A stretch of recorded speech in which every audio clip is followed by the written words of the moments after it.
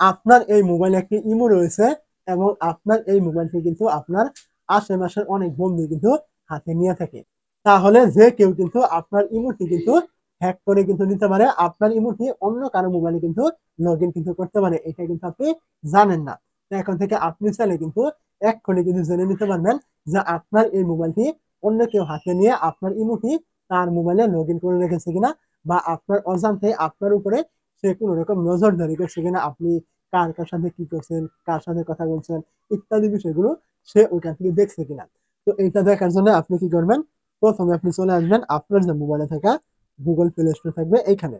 তো এইখানে চলে আসার পর আপনি কি করবেন, সার্চে ক্লিক করবেন এবং এখান থেকে আপনি ইমো লিখে সার্চ করবেন। তো ইমো লিখে আপনি যখন এখান থেকে সার্চ করবেন, এখান থেকে আপনার ইমো অ্যাপটি কিন্তু চলে আসবে এবং এখানে যদি কোনো প্রকার আপডেট চাই আপনি ইমোটি এখান থেকে আপডেট করে নেবেন। না চাইলে আপনি এখান থেকে বেরিয়ে চলে আসবেন, আর চাইলে আপনি আপডেটটা করে নেবেন। তো যদি চাই তাহলে করবেন, না চাইলে আপনি কি করবেন, এইখান থেকে আপনি চলে আসবেন আপনার যে ইমো অ্যাপ থাকবে এর ভিতরে আপনি এখান থেকে চলে আসবেন।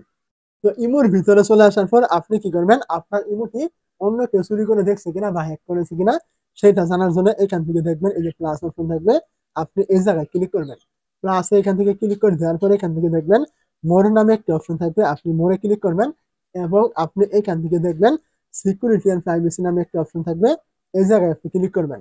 এইখানে ক্লিক করে দেওয়ার পরে এখান থেকে একটু নিচের দিকে চলে আসলে এখান থেকে আপনি পাবেন ম্যানেজ ডিভাইস নামে। তো আপনি এখানে একটু ক্লিক করবেন।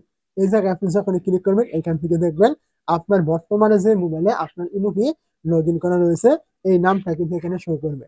এখন এর নিচে যদি আপনার অন্য কোনো মোবাইল ডিভাইসের নাম শো করে তাহলে বুঝে নেবেন আপনার ওই মোবাইলে আপনার এই ইমোটি কিন্তু লগ ইন করা রয়েছে। আপনি যা যা করছেন ইমোতে সে কিন্তু অপর পাশ থেকে সবকিছু কিন্তু দেখছে, আপনার ইমোটি এক প্রকার হ্যাক কিন্তু করা হয়েছে। তো যদি আপনার এরকম সমস্যা হয় তাহলে কমেন্ট করতে ভুলবেন না, আপনি কিভাবে এটা সমাধান করবেন এটা নিয়েও কিন্তু ভিডিও চলে আসবে। তো এই ছিল মূলত আজকের ভিডিও। ভিডিওটি ভালো লেগে থাকলে অবশ্যই একটি লাইক করতে ভুলবেন না।